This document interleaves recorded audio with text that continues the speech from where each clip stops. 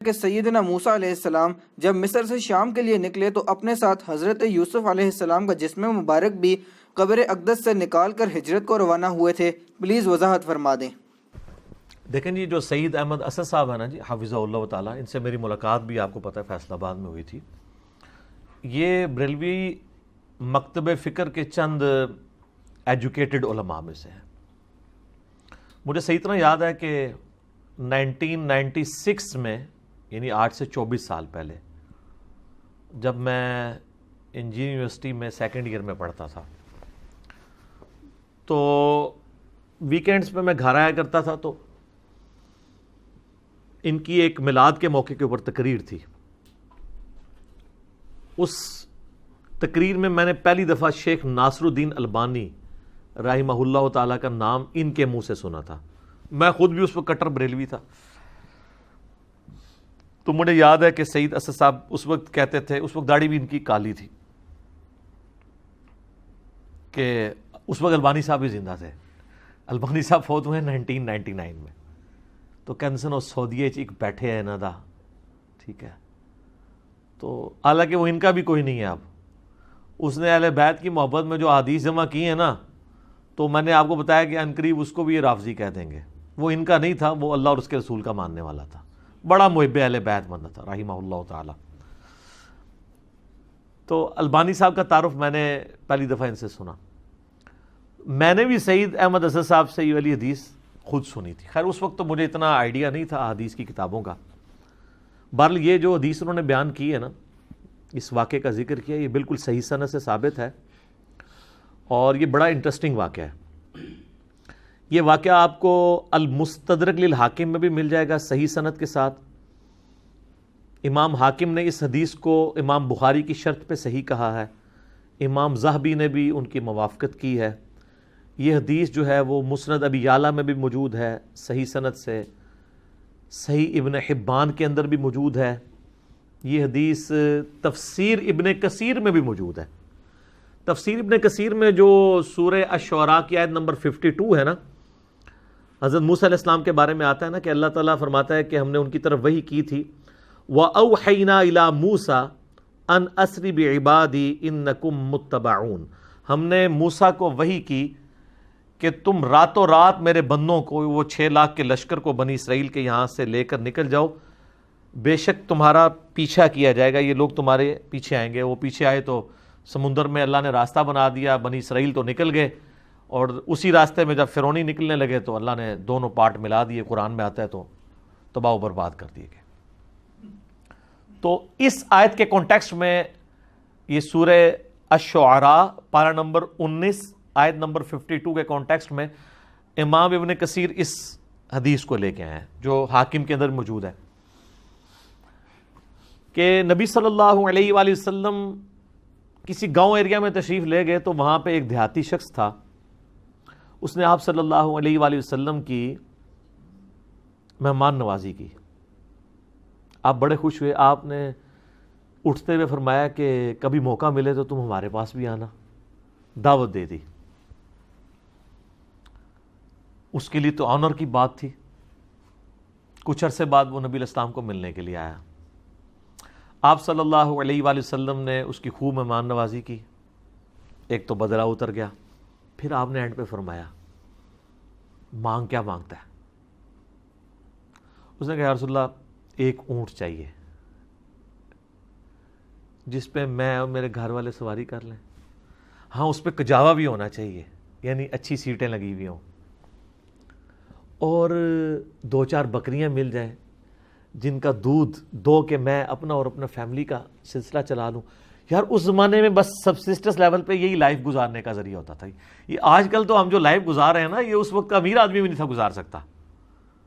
گندم کے دانے، سال کے دانے پورے ہو جائیں، دودھ کے لیے بھیڑ بکری رکھی ہیں، اللہ خیر صلی اللہ، اور کوئی کام ہی نہیں ہے. یہ جو آسائشیں ہیں ان کی وجہ سے ہمارے لیے مصیبت کھڑی ہوگی. ایک اونٹ اور چند بکریاں مانگی. اور کس سے مانگ رہا ہے؟ اللہ کے نبی سے، جن سے آپ کچھ بھی مانگ سکتے ہیں وہ اللہ سے لے کے دے سکتے ہیں. تو نبی علیہ السلام فرمایا اوے تجھ سے تو وہ بنی اسرائیل کی بڑھی اچھی رہ گئی، اوے جس نے موسیٰ علیہ السلام سے تو اس سے بہت بڑی چیز مانگ لی تھی. اچھا، تو صحابہ نے کہا یا رسول اللہ وہ بڑھیا کا کیا قصہ ہے؟ تو آپ فرمایا کہ ہوا یوں کہ جب بنی اسرائیل مصر سے نکلے شام جانے کے لیے موسیٰ علیہ السلام کے ساتھ، تو وہ راستہ بھول گئے. تو حضرت موسیٰ علیہ السلام نے جو بنی اسرائیل کے علماء تھے نا ان کو بلایا، ان سے مشورہ کیا جائے کہ یہ مسئلہ کیا ہے. تو انہوں نے پھر بتایا کہ حضرت بات یہ ہے کہ حضرت یوسف علیہ السلام، حضرت یوسف علیہ السلام کی نسل سے تھے نا، آگے بنی اسرائیل میں سے تھے نا حضرت موسیٰ علیہ السلام. ان دونوں کے درمیان آلموسٹ 1400 سال کا فاصلہ ہے، حضرت یوسف اور حضرت موسیٰ علیہ السلام کے درمیان. تو حضرت موسیٰ علیہ السلام کو انہوں نے کہا کہ جب حضرت یوسف علیہ السلام کی موت کا وقت قریب آیا تھا نا، تو انہوں نے بنی اسرائیل سے ایک عہد لیا تھا کہ جب کبھی بھی تم واپس ملک شام گئے نا، کیونکہ اصل ان کا وطن تو شام تھا، وہ تو حضرت یوسف علیہ السلام سورہ یوسف میں آتا ہے نا کہ بکھ کے وہاں تک پہنچے، پھر اللہ نے وہاں ان کو مرتبہ دیا تو بنی اسرائیل وہاں پہ شفٹ ہو گئے. لیکن یاد تو اپنے وطن کی ستاتی تھی. ان کو یہ بھی پتا تھا کہ اللہ نے وحی کے ذریعے بتایا ہوگا کہ الٹیمیٹلی آپ ابراہیمی مسکن کی طرف دوبارہ جائیں گے. تو انہوں نے یاد لیا تھا کہ جب تم لوگ یہاں سے شفٹ کرو نا تو میری لاش بھی قبر سے نکال کے لے جانا، مجھے وہاں پہ یروشلم میں دفن کرنا ہے جو میرا آبائی جگہ ہے. حضرت موسیٰ علیہ السلام نے کہا او ہو، یہ تو پھر ہمیں راستہ نہیں ملے گا، یوسف علیہ السلام نے تو نال کھڑنا پینا ہے، کیونکہ اللہ کی طرف سے ہو رہا تھا. ان کا اچھا ٹھیک ہے جی بتاؤ قبر کی طرف. ان کا جی قبر بھی نہیں پتا ہمیں، کیونکہ اس زمانے میں مزار نہیں ہوتے تھے. پوائنٹ ٹو بی نوٹڈ، مزار تو نہیں. اور یوسف علیہ السلام تو بہت بڑی شخصیت تھے، ان کا بہت بڑا مزار ہونا چاہیے تھا، وہاں وزیر خوراک رہے تھے وہ. انہوں نے کہا جی ایک بڑھیا ہے جس کو قبر کا ایڈریس پتا ہے، لیکن وہ کہتی ہے کہ موسیٰ کو میرے پاس خود بھیجو، میں اس کے ساتھ نیگوشیشن کروں گی تو جگہ بتاؤں گی قبر کی. حضرت موسیٰ علیہ السلام نے کہا ٹھیک ہے بات کر لیتے ہیں. تو کہا اماں بتا. انہوں نے کہا اس طرح نہیں ہے، مجھے اس کا معاوضہ ادا کرنا ہوگا. حضرت موسیٰ علیہ السلام نے کہا اس کا معاوضہ کیا؟ وہ تو ایکسپیکٹ کر رہے تھے کوئی پیسے، کوئی مال، کوئی بکریاں، کوئی اونٹ، جس طرح اس صحابی نے بھی مانگ لیا. انہوں نے کہا جی معاوضہ یہ ہے کہ میں جنت میں تمہارے ساتھ رہوں گی. اللہ حضرت موسیٰ علیہ السلام کا رنگ فاق ہو گیا، چہرے پہ ناگواری کے اثار آ گئے کہ یہ کیا مانگ رہی ہے، پھر دوسرا ہی میرے اختیار میں بھی نہیں ہے. تو حدیث کے الفاظ ہیں اللہ تعالیٰ نے اسی ٹائم حضرت موسیٰ کو وحی کی کہ آپ کمٹمنٹ کر لیں اس کے ساتھ. اوہ ہائے ہائے، دینے والا تو اللہ ہے نا جی. تو موسیٰ علیہ السلام نے کہا ٹھیک ہے. اس لیے حضور نے اس عرابی کو کہا او یار تجھے تو بڑھیا اچھی رہ گئی، یعنی تو مجھ سے جنت میں میرا پڑوس مانگ لیتا، تو نے مانگی تو دنیا کی چیز مانگی. جس طرح کہ صحیح مسلم میں آتا ہے کہ ایک صحابی تھے ربیہ، نبی علیہ السلام کو وضو کروایا کرتے تھے. ایک دن سمندر رحمت جوش میں آیا، فرمایا سل ربیہ. ربیہ کیا مانگتا ہے؟ وہ بھی تیاری کر کے بیٹھے سے. انہوں نے کہا یا رسول اللہ جنت میں آپ کا پڑوس.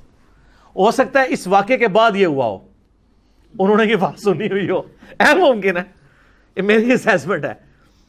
تو آپ فرمایا اور بھی کچھ مانگ لیں. ان کا نہیں یا رسول اللہ اس کے بعد تو مجھے کچھ نہیں چاہیے. تو آپ نے فرمایا پھر کثرت سجود سے میری مدد کر، یعنی اللہ کی عبادت کر کثرت کے ساتھ، میری شفاعت بھی تیرے کام آئے گی، الٹیمیٹلی تجھے جنت میں میرا پڑوس مل جائے گا انشاءاللہ تعالی. بلکہ آپ لوگوں کے لیے خوشخبری، بخاری مسلم میں حدیث ہے کہ ایک صحابی ہے، ان کا یا رسول اللہ قیامت کب آئے گی؟ آپ نے فرمایا کہ کوئی قیامت کے لیے تو نے تیاری بھی کی ہے؟ تو اس نے کہا یا رسول اللہ میں تو بس موٹے موٹے دین پہ چلتا ہوں، فرائض پورے کرتا ہوں، کوئی ایکسٹرا نفلی باتیں میرے پاس نہیں ہیں.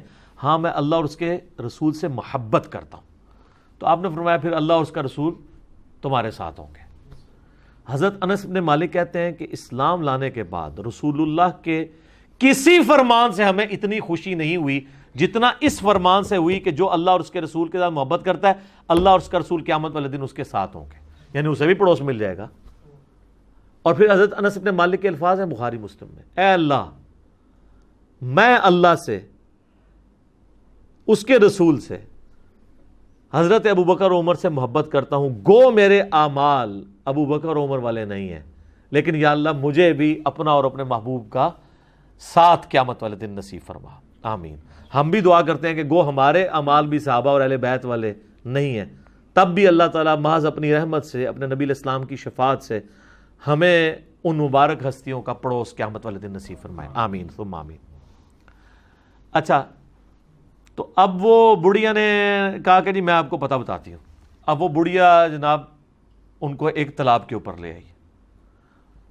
حدیث کے الفاظ ہیں وہ تالاب بھی بالکل سبز ہو چکا ہوا تھا، یعنی بہت پرانا تالاب تھا، کوئی اتنا یوز میں بھی نہیں تھا، کوئی سمجھ لیں آج کل جس طرح کیچڑ والا کوئی جوہڑ ہوتا ہے۔ اس نے کہا جی اس کا نا تالاب کا باہر نکلوائیں، اس تالاب کو خشک کریں۔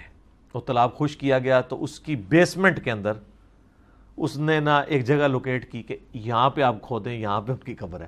اے دسو کسی نے لبنی سی، اس مانے علم غیب ہی نہیں سی ہوندا، نہیں تو لب جاندہ، ٹھیک ہے۔ بزرگوں کہتے ہیں نا علم غیب ہے، وہ جب تک اللہ نہ بتائے تو پیغمبر کو بھی نہیں پتہ چلتا۔ تو خیر وہ قبر کھودی، اور حدیث کے الفاظ ہیں کہ انہوں نے حضرت یوسف علیہ السلام کا جسد انور نکالا تو پھر بنی اسرائیل کے لیے جو ہے نا راستہ بالکل واضح ہو گیا، پھر وہ اپنے سفر پہ چل پڑے۔ تو یہ حدیث ہے جس میں حضرت یوسف علیہ السلام کا جسد انور وہاں پہ شفٹ کرنے کی بات ہے۔ لیکن اس حدیث کے اندر ایک اشکال بھی ہے، میں اس کو کلیئر کر دوں۔ اس حدیث میں الفاظ ہیں کہ حضرت موسیٰ علیہ السلام نے کہا وَاسْتَخْرِجُوا عِظَامَ یوسف، یوسف کی ہڈیوں کو یہاں سے نکالو۔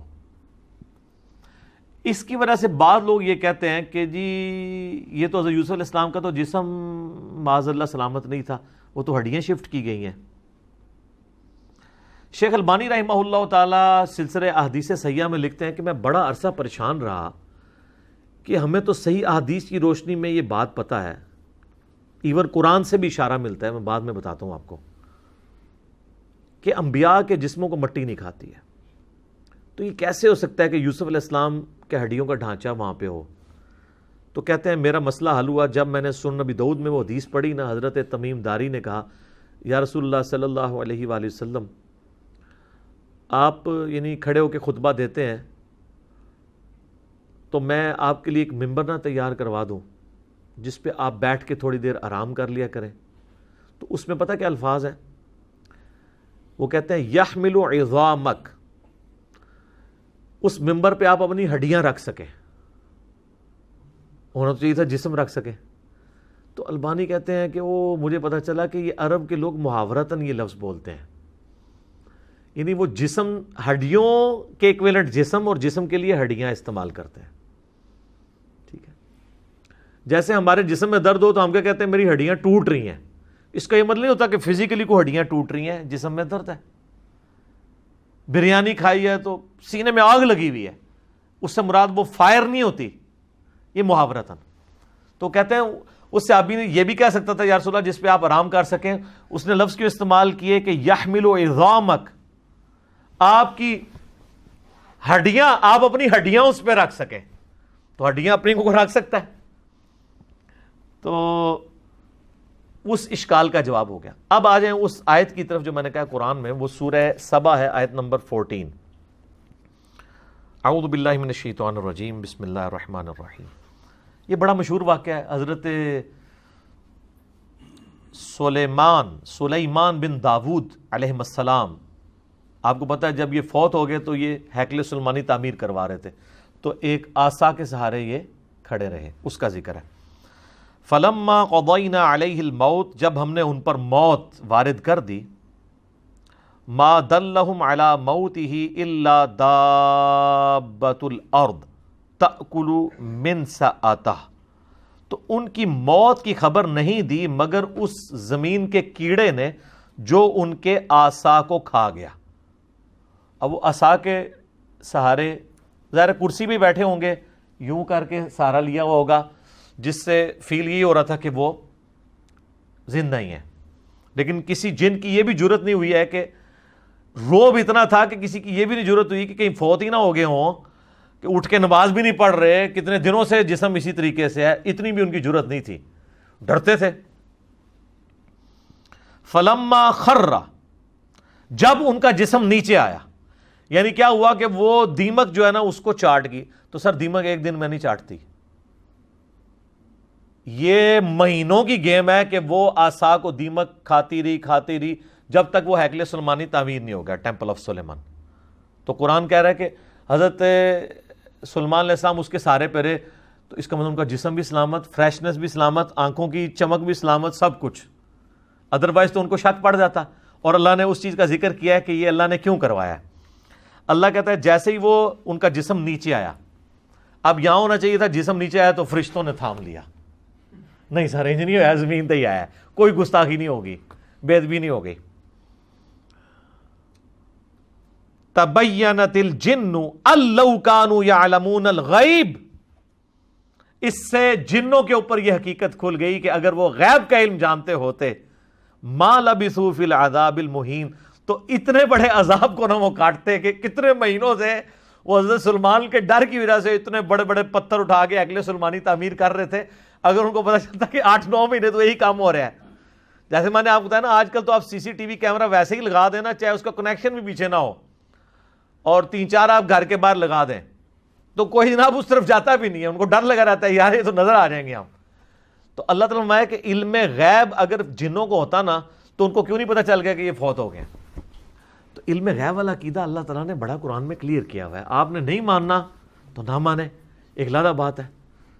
جنات سے جتنی بھی خبریں کائنوں تک پہنچتی ہیں نا, وہ قرآن حکیم میں بھی آیا ہے, بخاری مسلم میں اس کی ڈیٹیل موجود ہے. وہ فرشتوں کی ڈسکشن کے ساتھ کچھ باتیں اچک لیتے ہیں تو وہ چلی جاتی ہیں, باقی بخاری مسلم کے الفاظ ہیں, وہ 100 باتیں اس میں اور ملا کے کائنوں کے دماغ میں ڈالتے ہیں اور وہ آگے پھیلا دیتے ہیں.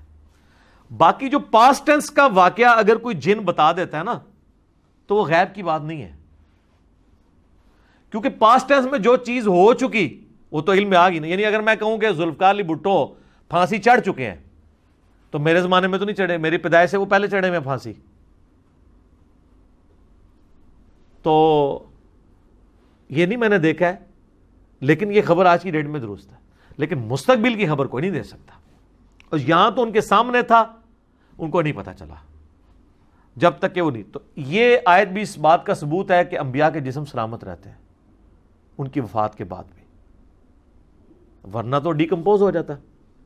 2 دن سے زیادہ تو نکالتے ہی نہیں, اتنی بدبو آنا شروع ہو جاتی ہے.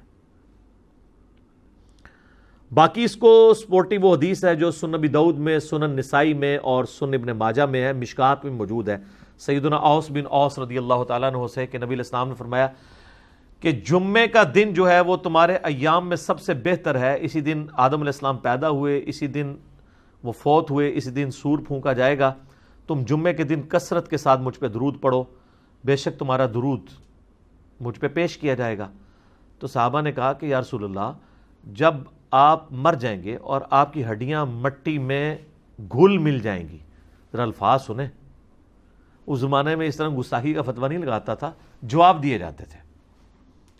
تو آپ پہ درود کیسے پیش ہوگا, یہ تو نیچرل پروسیس ایسا ہوگا. تو نبی علیہ السلام نے فرمایا, اب دیکھیں اس کی برکت ہوئی کہ عقیدہ پتہ چل گیا. آپ نے فرمایا کہ ان اللہ قد حرم علی الارض ان تاکل اجساد الانبیاء, بے شک اللہ نے اس بات کو حرام کر دیا ہے مٹی کے لیے کہ وہ نبیوں کے جسموں کو کھائے. نبیوں کے جسم مٹی نہیں کھائے گی, وہ ان کی وفات کے بعد بھی قبروں میں سلامت رہیں گے. اچھا, اس حدیث کو آلموسٹ سارے محدثین نے صحیح کہا ہے. اس حدیث کو امام حاکم نے بھی صحیح کہا, امام ذہبی نے موافقت کی, صحیح ابن حبان میں بھی ہے, امام ابن حبان نے بھی صحیح کہا, امام نووی نے بھی ٹھیک کہا, امام ابن قیم نے بھی ٹھیک کہا. لیکن امام بخاری کی ریزرویشن ہے اس حدیث کے اوپر, عقیدے کے اوپر نہیں, حدیث کے اوپر. وہ کہتے ہیں اس حدیث میں جو ایک راوی ہے نا, اس راوی کا نام ہے عبد الرحمن بن یزید بن جابر. وہ کہتے ہیں یہ بن جابر نہیں ہے, وہ تو ثقہ راوی ہے, یہ بن تمیم ہے جو ضعیف راوی ہے. جبکہ باقی سارے محدثین کہتے ہیں نہیں وہ بن جابر ہی ہے, بن تمیم نہیں ہے. اسی وجہ سے شیخ زبیر لزئی صاحب بھی اس حدیث کو ضعیف کہتے تھے. تو ہم نے پہلے بھی کلیریفائی کیا کہ ان کا یہ حکم لگانے میں غلطی ہے. اس حدیث کو البانی بھی, شعیب آرنوت بھی, ایون خود شیخ زبیر صاحب کے شاگرد غلام مصطفیٰ ظہیر صاحب نے امام نسائی کی کتاب وفات النبی کا ترجمہ کیا, انہوں نے بھی کہا کہ یہ حدیث ٹھیک ہے. لیکن شیخ زبیر صاحب اس عقیدے کو صحیح مانتے تھے، کیونکہ یہ حدیث فضل الصلاۃ علی النبی جو قاضی اسماعیل مالکی کی کتاب ہے المتوفا 287 ہجری، پہلے 300 سال میں درود شریف کے فضائل پہ لکھی گئی ہے، اس میں بھی یہ حدیث موجود ہے. تو اس کی تحقیق کرتے ہوئے شیخ زبیر صاحب نے لکھا ہے کہ حدیث وہی والا لکھا کہ یہ بن تمیم ہے، بن جابر نہیں ہے. البتہ انہوں نے کہا جہاں تک اس عقیدے کا تعلق ہے نا کہ انبیاء کے جسم سلامت ہیں تو وہ بالکل ٹھیک ہے، اور انہوں نے کہا اس کی دلیل ہے المصنف ابن ابی شیبہ میں صحیح سند کے ساتھ حضرت عمر فاروق رضی اللہ تعالیٰ عنہ کا قول ہے جو انہوں نے نقل کیا. ان تو خالی قول نقل کیا، وہ پوری حدیث مصنف ابن ابی شیبہ میں ایسا ہے کہ جب یہ پرشین امپائر گری نا تو تستر شہر تھا پرشین امپائر کا، جب وہ فتح ہوا نا تو ابو موسیٰ اشعری رضی اللہ تعالیٰ عنہ نے حضرت عمر کو خط لکھا کہ یہاں پر ہم نے خزانے کو جب ٹیک اوور کیا تو یہاں میں ایک بہت بڑا تابوت ملا ہے جس میں ایک بہت بڑی لاش ہے، اور وہ لاش اتنی بڑی ہے کہ ایک ہاتھ تو صرف اس کا ناک ہے، یعنی یہ ناک کا سائز جو ہے نا وہ 1.5 فٹ کے قریب ہے. تو اب آپ دیکھ لیں کتنی بڑی لاش ہے. اور یہاں کے لوگوں کا یہ عقیدہ ہے جب بارش نہیں ہوتی تو اس لاش کو اوپن ایئر میں لے آتے ہیں تو اللہ تعالیٰ بارش دے دیتا ہے. تو آپ کو لیٹر ملتا تو آپ کہتے ہیں جناب فوراً ایک وڈا مزار بنواؤ ہے. حضرت عمر تک جب پہنچا تو آپ نے کعب احبار کو، یہودی عالم تھے جو بعد میں مسلمان ہو گئے، نبی اسلام کی زندگی میں تھے لیکن اسلام قبول نہیں کیا، اس لیے صحابی نہیں بعد میں، تو انہوں نے وہ پورے 7 ڈاکومنٹس بھی بھیجے. تو انہوں نے کہا یہ حضرت دانیال علیہ السلام کا تابوت ہے. تو پھر حضرت عمر نے خط لکھا کہ راتوں رات 13 قبریں کھودو، ایک نہیں 13، تاکہ پتہ ہی نہیں چلے کس میں دفنایا ہے، نامعلوم جگہ پہ، اور راتوں رات ان کو دفن کر دو. یہ حضرت دانیال علیہ السلام کا جسم اطہر ہے. اور اس میں حضرت عمر نے کہا وَالنَّارُ لَا تَأْكُلُ الْأَنْبِيَاءَ وَالْأَرْضُ لَا تَأْكُلُ الْأَنْبِيَاءَ. آگ نبیوں کے جسموں کو نہیں کھاتی، زمین نبیوں کے جسموں کو نہیں کھاتی، اور ایک اور لفظ بھی استعمال کیا درندے بھی نبیوں کے جسموں کو نہیں کھاتے. تو یہ شیخ زبیر صاحب نے نا اس فٹ نوٹ پہ لکھا کہ یہ حدیث صحیح ہے، لہذا ہمارا یہ عقیدہ ہے کہ نبیوں کے جسم سلامت ہے الحمدللہ. صحیح مسلم میں وہ حدیث ہے، 2 طرق ہیں کہ میں نے شب معراج موسیٰ علیہ السلام کو اپنی قبر میں نماز پڑھتے ہوئے دیکھا، ہوا قائم یصلی فی قبری. لیکن یہ برزخی معاملہ ہے، یہ فزیکلی آپ اس کے اوپر قیاس نہیں کریں گے. آج اگر آپ قبر رسول کھودیں گے تو نبی علیہ السلام کا جسم اطہر آپ کو ویسے ہی نظر آئے گا جیسے دفناتے وقت تھا. یہ نہیں ہے کہ نبی علیہ السلام کوئی ایکٹیویٹی پرفارم کر رہے ہوں گے، نہیں. ان کی نمازیں بھی قبروں کے اندر، جو مسند ابی یعلا میں حدیث ہے کہ اللہ کے نبی زندہ ہیں اپنی قبروں میں نمازیں بھی پڑھتے ہیں، وہ برزخی معاملہ ہے. وہ تو چھوڑ دیں، سنن ابن ماجہ میں تو یہاں تک ہے کہ جب عام ایک مومن مردے کو بھی جب قبر میں رکھا جاتا ہے نا، فرشتے سوال کے لیے آتے ہیں تو وہ اٹھتا ہے تو اس کو عصر کا وقت دکھایا جاتا ہے کہ غروب آفتاب ہونے والا ہے، تو وہ کہتا ہے مجھے چھوڑ دو میں پہلے نماز پڑھ لوں. ٹھیک ہے، یہ تو عام مومن کے لیے بھی ہے. تو انبیاء تو خیر بہت اعلیٰ درجے کے. تو اس حدیث کے تحت ان کی زندگی برزخی ہے لیکن جسم جو ہے وہ سلامت ہے، اس میں کوئی شک نہیں ہے. باقی حیات النبی کے اوپر میرا لیکچر مسئلہ نمبر 5 دیکھ لیں. ایک اور حدیث بڑی مشہور میں نے بڑی دفعہ بیان کی ہے، 1390 نمبر صحیح بخاری میں 1390، کہ سیدنا عمر کا پاؤں آلموسٹ 65 ایئرز کے بعد جب حجرہ عائشہ کی دیوار گر گئی ولید بن عبد الملک کے دور کے اندر، تو پاؤں باہر آ گیا ایک قبروں کی ڈسٹربنس کی وجہ سے، کیونکہ وہ امہات المومنین کے جو گھر تھے نا ان کو توڑ کے مسجد نبوی کی توسیع کر رہے تھے. عمر بن عبدالعزیز اس وقت گورنر تھے وہاں کے مکہ مدینے کے، ابھی تو خلیفہ نہیں بنے ہوئے تھے. تو جب پاؤں نکلا تو لوگ پریشان ہو گئے کہ نبی اسلام کا پاؤں مبارک باہر آ گیا. یہ بخاری کے الفاظ ہیں. اس کا مطلب ہے کہ تو بخاری میں ہی موجود ہے کہ لوگوں کا یہ عقیدہ تھا کہ نبی اسلام کا جسم مبارک اس طریقے سے. تو حضرت عروہ ابن زبیر کو، جو حضرت عائشہ کے بھانجے تھے، عبداللہ ابن زبیر صحابی کے چھوٹے بھائی اور اشرم بشرہ حضرت زبیر کے بیٹے، لیکن تابعی ہیں یہ، ان کو بلایا گیا کیونکہ وہ حضرت عائشہ کے بھانجے تھے، حجرہ عائشہ میں جاتے رہتے تھے. تو ان کو قبروں کی لوکیشن پتہ تھی. انہوں نے جب دیکھا نا تو انہوں نے کہا یہ تو حضرت عمر کا پاؤں ہے، یہ نبی علیہ السلام کا پاؤں نہیں ہے. اچھا، اس میں کہیں نہیں لکھا کہ وہ پاؤں جب نکلا ایسے تو وہ حضرت عمر نے وہ پاؤں واپس اندر کھینچ لیا. اگر وہ دنیاوی زندگی ہوتی تو جب اتنے لوگ پاؤں پہ شور مچا رہے ہیں، مطلب آپ کا اگر پاؤں ایسا باہر نکلا ہوا ہو کسی جگہ سے اور لوگ اتنا جمگھٹا بنایا ہوا کہ یار یہ پاؤں، تو آپ بھی اندر کر لیں گے نا. اگر آپ کسی ایسی جگہ پہ ہیں کہ آپ کا پاؤں ایکسپوز ہو رہا ہے تو وہ مطلب دنیاوی زندگی تو ہے نہیں، آخرت کی زندگی ہے. تو وہ انہوں نے دوبارہ سے ان کو دفن کر دیا. یہ اس بات کا ثبوت ہے کہ انبیاء کے علاوہ بھی اللہ تعالیٰ جس کے لیے چاہیے کر سکتا ہے، لیکن یہ جنرل رول نہیں ہے. یہ جو جنرل رول ہے نا وہ نعت میں ہی ہے، محمد کے غلاموں کا کفن میلا نہیں ہوتا. اس طرح کرنا کچھ بھی نہیں ہونا بھائی. ٹھیک ہے، کتنے صحابہ کو رومن امپائر کی بیٹل فیلڈز میں آگ کے کڑاہوں میں، تیل کے کڑاہوں میں جلایا گیا ہے. حضرت حمزہ ابن عبد المطلب کا مسلح کیا گیا ہے غزوہ احد میں. اس طرح نہیں ہوتا. اور کسی کی اگر جسم کی حفاظت نہ ہو اس کا یہ مطلب نہیں کہ وہ بزرگ نہیں ہے، وہ اللہ کی مرضی کی اس کی حفاظت کروانی ہے. سیدنا ابوبکر صدیق کے بارے میں 1387 نمبر حدیث ہے صحیح بخاری کے اندر. انہوں نے تو اوورال امت کو عقیدہ دے دیا ہے. اما عائشہ کو بلایا، اس پہ امام بخاری نے باب باندھا ہے سوموار کے دن کی موت کی فضیلت، کیونکہ نبی علیہ السلام سوموار کو فوت ہوئے تھے. امام بخاری نے باب باندھ کے حدیث لی ہے 1387 صحیح بخاری میں. اما عائشہ سلام اللہ علیہا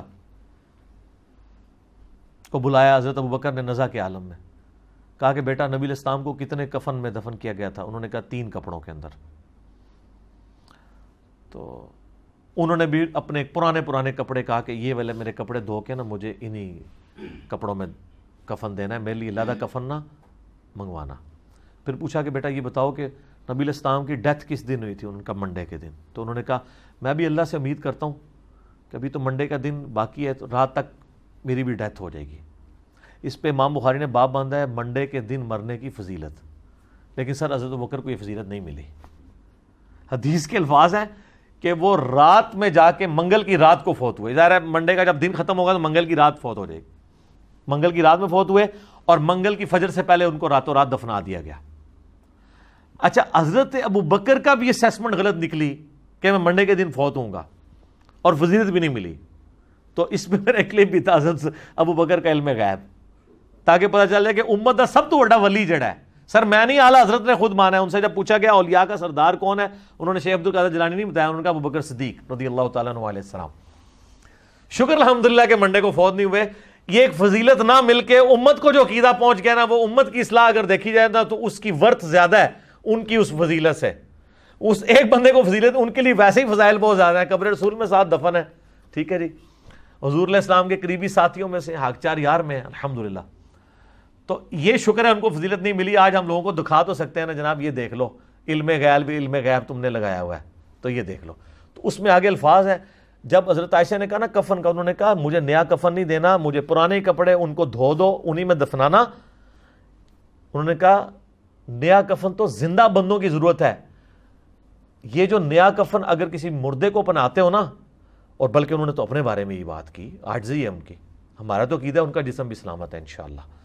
وہ کہتے ہیں یہ تو مرنے کے بعد پیپ، خون اور گلی سڑی ہڈیوں کا حصہ بننا ہے اس کفن نے، تو کیوں نیا کفن ضائع کرتے ہو میرے اوپر.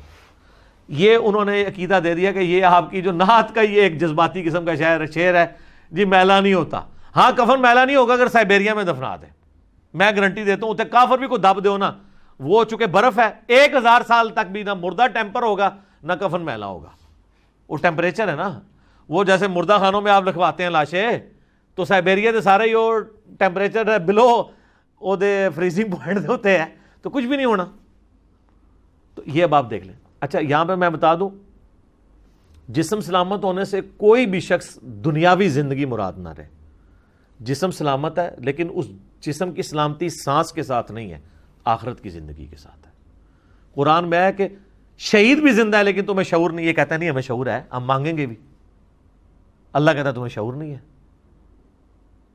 تو اتنی کہانیاں کرواتے ہیں یہ لوگ، خصوصاً دیوبندیوں اور بریلویوں نے تو باقاعدہ لکھا ہے کہ یہ تو دنیاوی زندگی ہے قبر میں. سر المؤنث میں انہوں نے لکھا ہے کہ نبی علیہ السلام کی جو قبر میں جو حیات النبی ہے یہ دنیاوی ہے. لفظ لکھا ہے دنیاوی، حالانکہ وہ آخرت کی زندگی ہے. وہ تو دنیا کہاں سے آ گئی. اور اعلیٰ حضرت تو تمہیں پتہ ہے کھلے ڈولے بندے سن، ایک سٹیپ آگے گئے ہیں. ملفوظات اعلیٰ حضرت میں انہوں نے لکھا ہے کہ جب کسی نے سوال کیا کہ آپ کہہ رہے ہیں ولی بھی زندہ ہے نبی بھی زندہ ہے، تو دونوں کی زندگی میں فرق کیا ہے؟ انہوں نے کہا انبیاء کی جو زندگی ہے قبروں میں وہ برزخی تو ہے لیکن یہ حصی دنیاوی ہے. حصی کا مطلب کیا ہے کہ آپ کسی کو چٹکی کاٹتے ہیں تو اس کو فیل ہو، اور دنیاوی.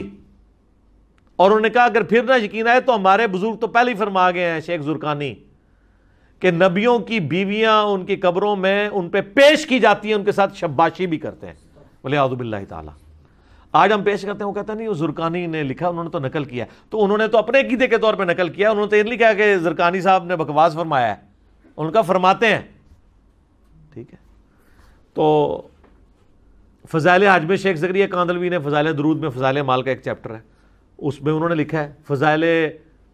فضان سنت میں الیاس قادری صاحب پاپا جانی جو ہیں دعوت اسلامی والے تبلیغی جماعت نے, دونوں نے لکھا ہے کہ 555 ہجری میں نبی الاسلام کی وفات کے 500 سال کے بعد جب شیخ احمد رفاعی قبر رسول پہ حاضر ہوئے, انہوں نے عربی میں شعر پڑھا, یا رسول اللہ جب میں مصر میں تھا تو میں روح کو بھیجتا تھا آستان اقدس پہ حاضری کے لیے. کوئی اپنی روح اس طرح بھیج سکتا ہے؟ مجھے بتائیں. اب جسموں کے ملاب کی باری آئی ہے تو اپنا دست اقدس قبر سے باہر نکالیے, میں اس کو بوسہ دوں. تو کہتے ہیں 90,000 لوگوں کی موجودگی میں ہاتھ مبارک باہر نکلا اور شیخ احمد رفاعی نے بوسہ دیا, اور ان میں شیخ عبد القادر جیلانی کا نام نامی بھی ذکر کیا جاتا ہے کہ وہ بھی یہ منظر دیکھ رہے تھے. حالانکہ شیخ عبد الجیلانی کو بیچاروں کو پتہ بھی نہیں ہوگا میرے ساتھ کیا منصوبہ انہوں نے کر دیا. میں کہتا ہوں نہیں, بڑی بدبختی ہے کہ وہ منظر دیکھ رہے تھے, انہوں نے خود ہاتھ نہیں چوم لیا, میں جی نہیں کر لگا. ٹھیک ہے, اور سارے 90,000 بدبخت نے کہ نبی الاسلام دا ہاتھ مبارک باہر نکلے ہے تو ظالمو تسی کیوں نہیں چومیا؟ اور حضور کے اخلاق سے یہ چیز بعید ہے کہ آپ علیہ السلام جو ہے ایک کو چموا دیں اور باقیوں کو محروم رکھیں. ایک بار جو جناب باہر آیا سی پھر سارے نو ہی زیارت کرنی چاہیے سی, چومنا چاہیے سی. سب کہانی جھوٹ ہے. یہ ہاتھ کبھی سیدہ فاطمہ کے لیے نہیں نکلا, کبھی اماں عائشہ کے لیے نہیں نکلا جب وہ جمل پہ گئیں اور بعد میں شرمندہ بھی ہوئیں اپنے اس سفر پہ کہ بھئی نہ جاؤ ادھر. کبھی حضرت عمر کے لیے نہیں نکلا. وہ بخاری میں 1010 نمبر حدیث 1010 آ رہی ہے, انا کننا نتوسل الیک بنبینا, اے اللہ جب تیرے نبی تھے ہم ان کے وسیلے سے تیرے پاس آتے تھے, آج ہم تیرے نبی کے چچا کو لے کے آئے ہیں. وہ بھی چلے جاتے قبر رسول پہ, یا رسول اللہ جب آپ دنیاوی زندگی میں تھے تو آپ ہاتھ مبارک پیالے میں رکھتے تھے تو چشمے جاری ہوتے تھے, تو آج جو ہے وہ قحط میری عزت سٹیک پہ لگی ہے, میرے دور حکومت میں دور خلافت کے اندر قحط آ گیا, تو آپ ہاتھ مبارک یہ میں پیالہ لے کے آئے ہوں آپ اس میں رکھیں. جی جناب, صحیح مسلم میں ہے کہ حضرت عمر نے ایک دفعہ یہ کام کروایا تھا, پیالہ دے کے تو نبی اسلام نے ہاتھ رکھا. ایک تو وہ حدیث بخاری مسلم میں حدیبیہ کے موقع پہ 1500 صحابہ نے ایک پیالے سے وضو کیا اور جانوروں کو پلایا اور جمع کر لیا, اور جابر بن عبداللہ کہتے ہیں 1,00,000 بھی ہم ہوتے نا تو سب کو کفایت کرتا تھا. تو حضرت عمر نے تو نہیں کہا, ان کو پتا تھا کہ اب ہماری کمیونیکیشن اس آخرت کی زندگی میں حضور کے ساتھ نہیں ہو سکتی. یہ مثالیں دیتے ہیں حضور کی مبارک زندگی کی اور اس کو آج اپلائی کرتے ہیں. پھر میں ان کو تھوڑے نچلے لیول پہ آ کے سمجھاتا ہوں کہ اگر تم لوگ یہی کرتے ہو نا, تو بخاری میں حدیث ہے ایک صحابی کی ٹانگ ٹوٹ گئی تھی, پنڈلی کی ہڈی, نبی علیہ السلام نے مبارک ہاتھ پھیر کے اس کو بالکل ٹھیک کر دیا. تو کون عاشق رسول اپنی ٹانگ توڑوانے کے لیے تیار ہے؟ قبر رسول پہ ہم لے جاتے ہیں, ٹھیک کروائیں. تو فوراً یہ کہیں گے کہ نہیں اس طرح تو نہیں ہوتا نا. تو آپ لوگوں نے عقیدے تو یہی وابستہ کیے ہوئے. پچھلے دنوں میرا وہ ایک گنبد خضرا کے روشن دان والا کلپ بھی اپلوڈ ہوا ہے, اس میں نے کافی ساری باتیں کی تھی. اب بار بار میں اس لیے ان چیزوں کو ریپیٹ کر دیتا ہوں تاکہ عقیدوں کی اصلاح ہو جائے, پتہ چل جائے کہ سچائی کیا ہے. تو بات حضرت یوسف علیہ السلام سے شروع ہوئی تھی, ان کے جسد اطہر کو شفٹ کرنے کی. میں یہاں پہ موقع غنیمت جان کے آپ کو بتاؤں کہ ایران والوں نے ایک حضرت یوسف علیہ السلام کے اوپر نا 40 اقساط پہ ایک ڈرامہ سیریل بنائی ہے. وہ پورے کا پورا سورہ یوسف والا واقعہ اس کو بڑے کمال انداز میں. یہ فلموں کے مشورے میں ان کو دے رہا ہوں جو آلریڈی فلمیں دیکھنے والے ہیں. میں یہ علماء کرام کو نہیں مشورہ دے رہا کہ آپ فلمیں دیکھیں. کم از کم آپ کو تھوڑی ہسٹری کا پتہ چلے. اصحاب کہف پہ بھی ہے, اردو ڈبنگ کے ساتھ آ چکی ہے, انگلش ڈبنگ میں بھی ہے, عربی ڈبنگ میں بھی ہے. اور معذرت کے ساتھ علماء سے ہم نے اپنی ویب سائٹ ahlsunnatpahar.com پہ ویڈیو لیکچرز والے پورشن میں جو آخری حصہ ہے نا اسلامک موویز اینڈ ڈاکومنٹریز, اس میں بھی اس کی HD ریکارڈنگ والے لنک ڈال دیے. آپ ڈاؤن لوڈ بھی فری کر سکتے ہیں, کوئی پیسے نہیں, کوئی چندہ بک نہیں. تو آپ ایک دفعہ وہ فلم دیکھیں, باقی انہوں نے اس زمانے میں پہنچا دیا. اصحاب کہف والی دیکھیں, واقعی اس زمانے میں انہوں نے پہنچایا ہے. عمر سیریز بھی رکھی ہے, وہ آپ دیکھیں, اسلامک ریولوشن کے آپ کو پتہ چلے گا, وہ بھی اردو ڈبنگ کے ساتھ آ چکی ہے. تو یہ میں صرف ایک انفارمیشن کے طور پہ تعارف کروا رہا ہوتا ہوں. چونکہ ہم نے ایک جنرل سٹور یہاں پہ دعوت کے حوالے سے فری کھولا ہوا ہے، تو ہر طبقے کے لوگ آتے ہیں. جو لوگ ہالی ووڈ کی فلمیں دیکھتے ہیں ہم ان کو کہتے ہیں چلو یار ایک دفعہ یہ بھی دیکھ لو. بعض اوقات لوگ اس طرف آ جاتے ہیں. یعنی میں آپ کو پرسنل بتاؤں کہ میں نے جب وہ اشفاق صاحب کا ڈرامہ دیکھا نا من چلے کا سودا، تو وہ اس نے میری زندگی کے اوپر بہت اثر چھوڑا فکر آخرت کے حوالے سے. اور اس کے بعد میں نے اصحاب کہف والی جب مووی دیکھی 2007-8 کے اندر، تو اس نے بھی کافی اثر چھوڑا. دنیا سے زہد دلانے والی چیز ہے. تو آپ ان لوگوں کو کم از کم ضرور مشورہ دیں کہ جو فلمیں دیکھنے کے شوقین ہیں کہ اگر انہوں نے دینی ہے تو ایک دفعہ یہ دیکھ لیں. ویسے تو اب اس سے بھی آگے بات جا چکی ہے. ہماری ویڈیو کے نیچے کئی لوگوں نے کمنٹس کیے ہوتے ہیں کہ پہلے ہم روزانہ فلم دیکھ کے سوتے تھے، اب ہم مجلس دیکھ کے سوتے ہیں اور بوریت نہیں ہوتی. کیونکہ بوریت اس لیے نہیں ہوتی ہے کہ وہ بات نہیں سن رہے ہوتے ہیں جو انہوں نے پہلے نہیں سنی ہوتی، اور آلموسٹ وہ ایسی بات سن رہے ہوتے ہیں جس کے الٹ ان کا آلریڈی عقیدہ ہوتا ہے. تو بندے کا دماغ بھی کھلتا ہے. کیا کہ مرنے سے پہلے ہے مسلمان، کر لے اس پہ غور. کتابوں کا خدا اور ہے، بابوں کا خدا اور. کہنے کو تو دین سب کا اسلام ہے، لیکن کتابوں کا جہاں اور ہے، بابوں کا جہاں اور. اور آخر میں بس عاجزانہ طور پہ